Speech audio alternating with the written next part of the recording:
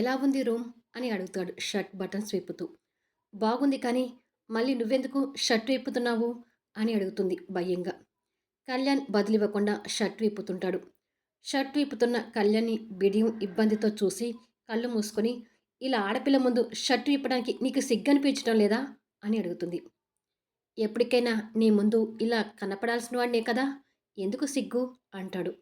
మర్యాదగా మాట్లాడు కళ్యాణ్, నేను ఇక్కడి నుంచి వెళ్ళిపోతాను అని కళ్ళు మూసుకొని అంతే వెళ్ళబోతుంటే కళ్యాణ్ తన చేయి పట్టుకొని ఆపి, ముందు కళ్ళు తెరువు అంటాడు.